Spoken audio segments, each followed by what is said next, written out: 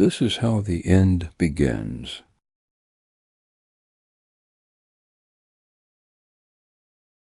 "4:16 a.m. The radar room hums like an aquarium filter. Then the blip appears over the polar arc. Wrong altitude, wrong speed. The duty officer leans closer, breath fogging the glass, and the screen refreshes. The track persists. Outside, the city sleeps under sodium streetlights. Inside, the air tastes like burnt coffee and recycled oxygen. A printer starts spitting paper in short, angry bursts. Someone whispers a curse that sounds like prayer. The alarm does not scream at first. It clicks, then rises into a siren that seems too small for the moment. Red lights tint every face into the same expression. The watch commander reaches for a phone that should never ring. In that instant, the world still looks normal from the outside. No fireball yet, no mushroom cloud. Just a single electronic heartbeat that says something is coming fast. As the world holds its breath, where will you be when the lights go out? Where will you be when every signal becomes noise? Where will you be when the old rules stop applying? Because the end does not begin with an explosion. It begins with a decision made in a room you will never enter. And once that decision is made, there is no later to undo it. The first message goes to the National Command Authority as a coded burst. It rides fiber, microwave relay, and satellite all at once. 3 paths for one truth, because in this world redundancy equals survival. A confirmation request follows behind it like a shadow. Across the ocean, another room sees another blip. Their screen shows a launch corridor, a bright pencil line through the sky. Their warning system labels it as inbound, then uncertain, then inbound again. The uncertainty is the most dangerous part. This is the trigger, not a war declaration, not a speech. A chain of automated systems interpreting a streak of heat. A machine insisting it recognizes a pattern humans trained it to fear. Somewhere a cyber team watches the same feed, but through a different lens. They see packets that do not match known telemetry. They see spoofing artifacts, small timing errors that feel like fingerprints. Their lead analyst says the words nobody wants to hear. This might be a ghost launch, or it might be the real thing disguised as a ghost. They have minutes to decide which horror is worse. In the public world, nothing changes yet. A night shift nurse scrolls her phone between patients. A delivery driver checks his route, thinking about rent. A student falls asleep to a video, earbuds sealing out the last quiet hours. The information gap opens like a crack in glass. Government networks light up with activity, but the civilian networks remain calm. That calm will not last. Calm is a resource, and it is about to be spent. In a secure bunker, DEFCON posture shifts without ceremony. No dramatic announcement. Just a new line in a log, a new set of checklists pulled from binders. Keys get removed from safes. Codes get split between hands. An aide speaks in clipped phrases. Possible inbound, unconfirmed. Secondary indications pending. The president listens, jaw clenched, eyes fixed on a map that suddenly looks like a target list. Military protocol is designed for speed, not comfort. There is no time for moral clarity. There is only time for procedure. The procedures are written for the worst day, and today is trying to qualify. In another capital, a general orders dispersal. Mobile launchers roll from garages into forests. Submarines change depth and course like sharks feeling a vibration. Bombers begin to taxi, not because they will definitely fly, but because minutes matter. The public still knows nothing. That is not mercy. That is lag. At 4:19 a.m., a second track appears, then a third. The radar operator feels his stomach drop as if gravity just increased. The system is now seeing a salvo, not a test. But the cyber analyst sees something else. The timing between tracks is too perfect. The signatures overlap like they were copied and pasted. That does not mean it is fake. It means someone wanted it to look fake. This is the confusion phase. Truth and deception share the same corridor. The people who must decide are forced to gamble with civilization as the stake. A secure phone connects to a foreign counterpart. The line hisses, then a voice answers, tense and tired. They exchange scripted phrases, a ritual designed to prevent miscalculation. Neither trusts the other. Both fear the clock more. One says, "We are not launching." The other replies, "We are reading launches." The first insists, "We see anomalies." The second snaps, "We see trajectories."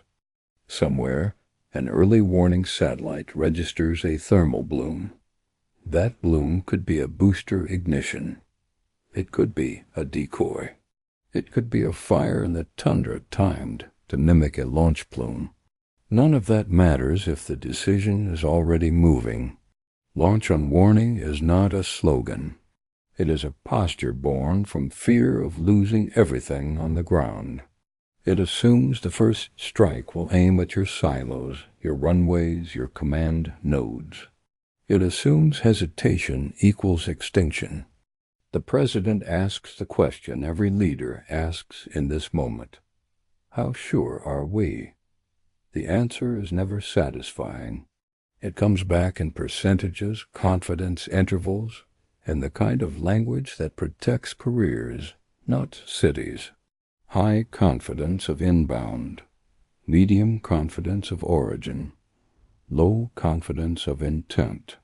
The advisor's voice trembles on intent because intent is unknowable. Outside the bunker, dawn is still an hour away. The sky is a deep, indifferent blue. The world feels intact. That is the final illusion modern life grants you. At 4:23 a.m., the first civilian disruption hits, not from blast, but from panic in networks. Classified communication floods satellite links. Priority traffic squeezes out everything else. Some commercial services stutter, then recover, then stutter again. In a city apartment, someone's smart speaker fails to answer a weather request. The user curses at it like it is lazy. They do not know the failure is the first symptom of a system prioritizing survival over convenience. In the grid control center, SCADA consoles show minor anomalies. A transformer sensor reads a spike, then returns to normal. A frequency gauge wobbles by a fraction. Operators exchange glances. This is Phase I's second trigger. Not the missile. The digital strike that rides behind it. A hostile team has already planted malware in utility networks months ago. It sleeps like a parasite, waiting for a signal. That signal arrives now, carried through compromised routers and poisoned updates. The payload wakes up hungry. It starts small because subtlety buys time. Remote terminal units begin ignoring operator inputs. Some breakers refuse to open. Others open without permission. Load balancing algorithms react, overcorrect, and cascade. In the hospital, backup generators kick on for a test cycle, then unexpectedly stay on. The lights flicker and settle into a harsher, colder glow. A surgeon pauses, listening to the new hum, hands hovering over a patient's open body. The nurse checks her phone again. Still nothing. No alerts, no news, just silence where the world used to be chatty. The information gap widens. Government screens are filled with data. Civilian screens are filled with nothing. In a crisis that nothing becomes terror. At 4:29 a.m., the first official alert drafts appear. Someone writes a message about sheltering, about staying away from windows, about awaiting instructions. Another person deletes half of it, because the wrong words can trigger riots faster than any missile. They argue over tone while the clock keeps eating. On an interstate, a truck driver sees a convoy of military vehicles heading the wrong direction. He slows, trying to count them. His radio catches a burst of static that sounds like distant thunder. He tells himself it is just interference. In the suburban neighborhood, a dog starts barking at nothing. The sound carries farther than it should, because the air feels tight. The homeowner wakes annoyed and checks the time. 4:31 a.m. Too early for this. Then the first siren tests begin. Not everywhere, only near certain bases and government facilities. The pattern is uneven, which makes it worse. People wake in pockets of fear while the rest keep sleeping. A mother stands at a kitchen window, robe pulled tight, watching the street. The siren wails, then stops. She waits for an explanation that does not come. This is how the breakdown begins. Not with fire, but with asymmetry. Some people get warning, most do not. That difference creates chaos later. At 4:34 a.m., the stock exchanges in multiple countries halt pre-market access. Not as a moral stance, as a technical failure. Data feeds desynchronize. Security teams pull plugs to prevent manipulation. Financial stability is confidence, and confidence requires information. Information is now unreliable. The first rumors appear, seeded by bots and frightened humans alike. Social media fills with screenshots of sirens, grainy videos of military aircraft, and claims of something happening. The claims contradict each other. Contradiction becomes a weapon. A government spokesperson prepares to go live, then is told to wait. Waiting is deadly, but speaking too soon is worse. They stand under studio lights, sweating, while producers whisper into earpieces. In the bunker, the president receives a second update. More tracks, more indications. The assessment shifts again. The phrase, possible decapitation strike, enters the room like a smell. Decapitation means targeting leadership and command infrastructure. It means cutting the head off so the body cannot retaliate. If leaders believe decapitation is coming, they move faster. Fear accelerates everything. At 4:37 a.m., airborne command posts launch. They are ugly planes with antenna arrays and the weight of doomsday on their belly. They climb into the sky like fleeing birds because the ground is suddenly a liability. At 4:40 a.m., strategic bombers take off with partial crews because full crews take too long. They roll down runways while mechanics still run alongside, checking panels. They lift into the dark and head for pre-planned orbits. The public finally receives something. A push notification that is vague by design. Emergency alert. Seek shelter. Await further instructions. No details, no map, no reassurance. Vagueness does not calm anyone. It turns imagination into a threat multiplier. People wake to vibrating phones. They read the alert twice, not believing it. They open news apps. The apps fail to load. They refresh. They refresh again. Cell towers overload in minutes. Not because the towers are destroyed, because everyone tries to speak at once. The network collapses under the weight of need. You can hear the shift in a city when the network dies. Traffic noise changes. Voices rise, doors slam harder. The air itself feels louder. ATMs stop dispensing cash. The screen shows an error message that might as well be a funeral notice. People bang on the machine, not understanding that money is a promise, and the promise is now suspended. Gas pumps lock behind digital payment systems. No authorization, no flow. A man in a pickup tries 3 different cards, then pounds the pump with his fist. He looks around, angry, as if someone is hiding fuel from him. In a supermarket, the night staff hears the alert and starts calling family. They abandon pallets in the aisles. They leave the back doors open. The store becomes a cave full of goods and fear. By sunrise, the shelves are not empty because supplies ran out. They are empty because trust ran out. The first fights break out over bottled water and batteries. They start as arguments, then become shoves, then become punches. People who never imagined harming anyone feel their hands become strangers. The police receive contradictory orders.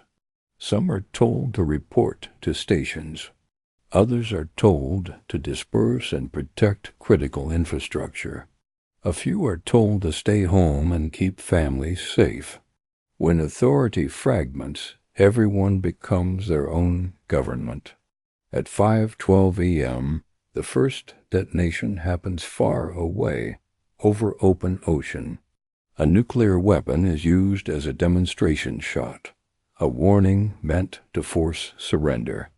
The flash is seen by satellites first, then by fishermen, then by coastal residents who think it is sunrise arriving early. Seconds later, electromagnetic noise spikes across the spectrum. Radios hiss. GPS signals jitter. Some aircraft cockpits show nav fail and switch to inertial backups. The attack is not only nuclear, it is systemic. It is designed to blind, confuse, and slow response. The president is told the demonstration shot confirms intent. The logic is brutal. If someone is willing to detonate, they are willing to escalate. On another continent, a leader interprets the same shot differently. They see it as the opening move of a broader strike. They authorize their own launch sequence to avoid being trapped. At 5:24 a.m., missile fields receive coded messages. Launch crews perform checklist steps they practiced so often they could do them in sleep. Now they are awake, hands steady, hearts racing. Deep underwater, a submarine captain receives an emergency action message. It comes in a format that leaves little room for interpretation. He reads it twice, then looks at his executive officer. The captain's voice is calm, which makes it terrifying. Set condition 1. The crew moves like ghosts, silent, efficient, trained for this day they hoped would never arrive. At 5:31 a.m., the first wave launches. The ground shakes in distant plains as silo lids blow open. Fire columns erupt upward. The sound is not a roar you hear like a jet. It is a deep violence you feel in bones. The missiles climb fast, shedding stages, becoming cleaner streaks against the dawn. They arc toward the pole because the shortest path between enemies is over the top of the world. In the capital, the spokesperson finally goes live. Their face is pale, makeup unable to hide fear. They say the words national emergency. They say remain calm. They do not say nuclear because saying it makes it real. The first civilian fatalities happen without any blast. On highways, sudden power failures kill traffic lights. Intersections become roulette. A commuter runs a red that is no longer lit and hits a family van at full speed. Ambulances respond, then get rerouted. Hospitals are already triaging for the coming storm. The injured become background noise in a world turning apocalyptic. In darkness, people become animals searching for cues. They look for leadership, for information, for anything stable. They find only other frightened faces lit by phone screens that are about to die. You can feel the psychological shift. The moment the lights go out, the future stops being abstract. It becomes physical. A man on the 27th floor walks down stairwells with a flashlight, breath echoing. Each step feels like descent into a different era. At 6:18 a.m., the first confirmed inbound warheads are announced inside the bunker. Time to impact is measured in minutes, not hours. Evacuation is impossible. Shelter is the only option, and shelter is a myth for most. Continuity of government plans activate. Certain people move to hardened sites. Others are left behind with apologies disguised as protocol. At 6:27 a.m., the first detonation hits a military target. A base disappears in a flash that turns night into white. The shock wave arrives as a slap across miles. Windows shatter in towns that were never mentioned in any plan. People fall to the floor, hands over ears, not understanding what just hit them. Some think it is an earthquake. Some think it is an industrial explosion. Some know instantly and begin to scream. Within minutes, more detonations follow, stepping across the map like a malignant heartbeat. Radar sites, airfields, communication hubs, ports. The strikes are designed to cut nerves, not just kill bodies. A fireball rises, then the mushroom cap forms, slow and obscene. It climbs into the sky like a monument to human intelligence used for the worst purpose. The shock wave turns buildings into dust factories. It pulverizes concrete, turns glass into shrapnel, and rips lungs with pressure changes. The blast does not just destroy structures. It rewrites the air. Then the silence arrives, not peaceful silence. A stunned, muffled quiet after the world has been punched. People emerge from basements and see a cloud they cannot comprehend. Fallout begins as invisible particles riding the wind. It does not announce itself. It does not glow. It settles quietly on cars, lawns, skin, and hair like deadly snow.